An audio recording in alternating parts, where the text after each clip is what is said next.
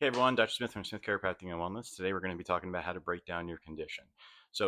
Real important, it doesn't matter why you have the issue. I get it. There are tons of reasons out there why you might have an issue. And I just want to make it really, really simple. I like simple. I like one, two, three, ABC kind of stuff.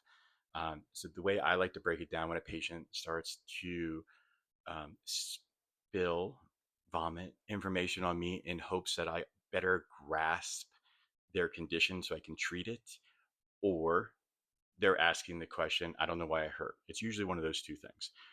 So I understand you're asking me, I don't know why I hurt, and I hope that this extra information makes you treat this more effectively, right?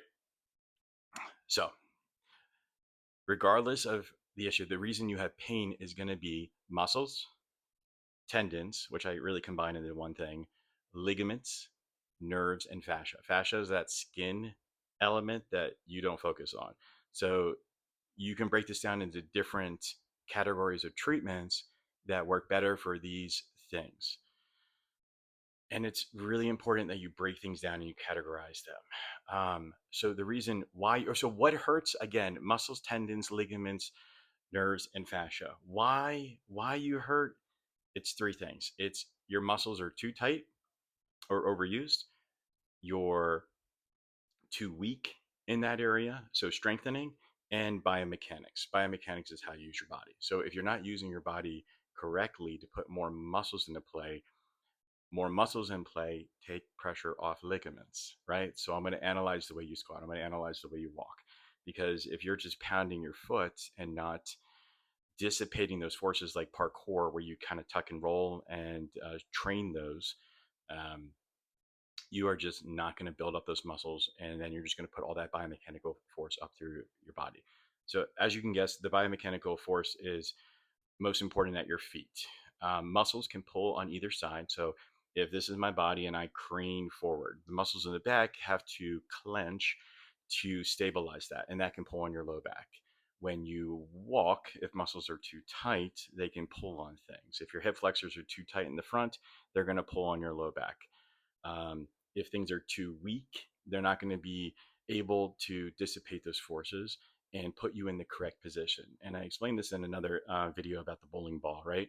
So if you hit the bowling ball and the bowling ball's against your hand, the bowling ball can't dissipate forces because it's a solid, brick kind of thing. So if it's a rubber malleable piece of thingery, and you hit it, it can dissipate stuff and less pressure goes to your hand. Your hand is your joint.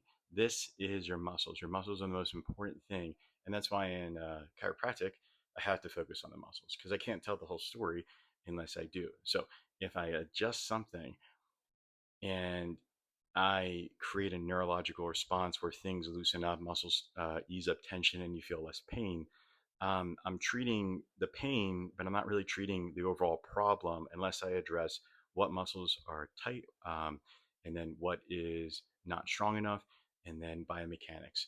So, as far as my book right now, I do focus on the strength in a very practical way. I understand that physical therapists, they do things, and if you go to the gym, but I'm more of a practical kind of guy. I want to give you things that you can do literally in your house and walking around, and I'm going to explain that in some other videos about how to do that. But I'd rather see you do things at home when you're walking and not necessarily spend extra time doing other things, right?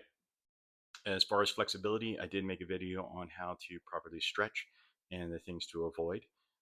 So that can be addressed. And the biomechanics and how to move properly. So all of these videos that I have made thus far are on biomechanics, flexibility, and strength. And now we're going to go a little bit different with the series. We're going to do tools. So we want to apply certain things. So a lot of people ask me, what should I do at home? Well, I'll tell you the free stuff, right? So if it's a ligament, ice and brace. You don't put heat on that stuff because if your knee blows up, do you put heat on it? No, you put ice on it. You got a bunch of little ligaments in your back. So I know you got muscles there and heat feels good, but you're heating up the muscles and it feels good because you're getting oxygen and nutrients and it's relaxing. But you're inflaming the ligament, and that's the entire reason that that muscle is contracted in the first place, right? So we're going to go into more of the tool aspect of how to focus on, like, what is a TENS unit, what is a foam roller, and how to apply those to the different elements. Again, muscles, tendons, ligaments, nerves, and fascia. If you know where your pain is coming from and you can break that down, then you can apply the right thing to it. But again, it's a failure on flexibility, strength, and biomechanics.